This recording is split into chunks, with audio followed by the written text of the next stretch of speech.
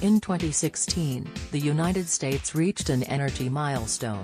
1 million solar panels had been installed on homes and buildings, and the number has continued to rise, reaching 1.6 million last year. Now, thanks to new regulations approved by the California Energy Commission Wednesday, the number of homes with solar panels will likely continue its steady climb. The new set of standards require that most new homes built after 2020 in the state include solar panels, reports Megan Goyce of Ars Technica. The move makes California the first state in the country to enact such intense solar energy requirements for new construction. The new regulation applies to single-family homes and certain low-rise condos, townhomes and apartments, Goyce reports, but the standards still need final approval from California's Building Standards Commission, reports the Associated Press. Kathleen Ronayne. California is about to take a quantum leap in energy standards, Bob Raymer, technical director for the California Building Industry Association, tells the OC. Register's Jeff Collins. No other state in the nation mandates solar, and we are about to take that leap.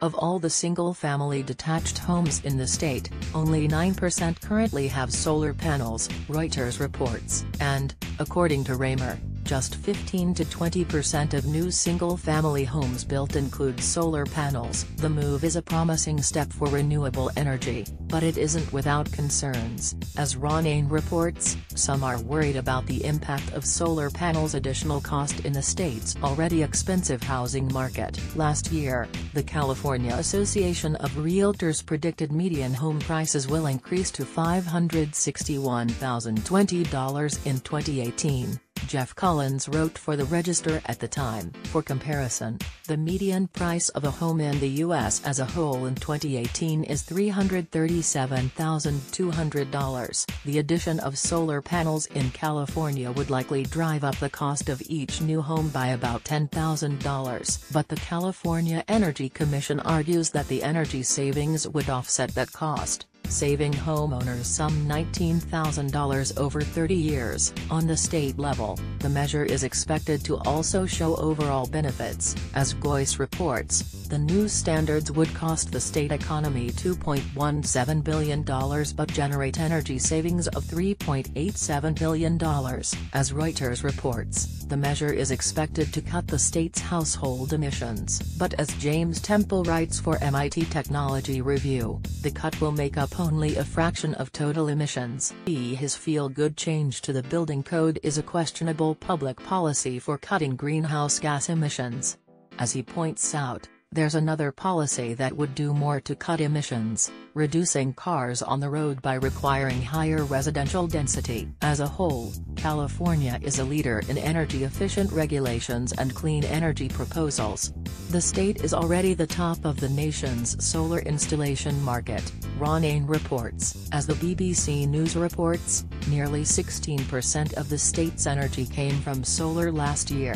Overall, many regions of the U.S. have strong potential for solar.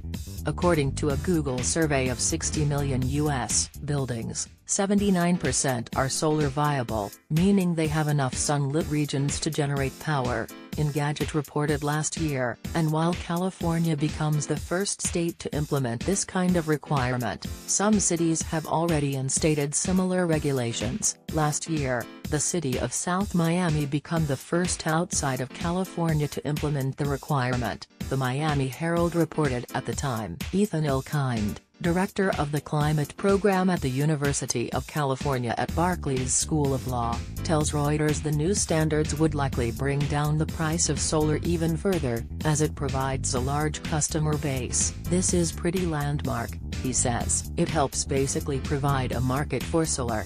The commission estimates that about 165,000 homes and multifamily units will be built in the state in 2020. Like this article? Sign up for our newsletter.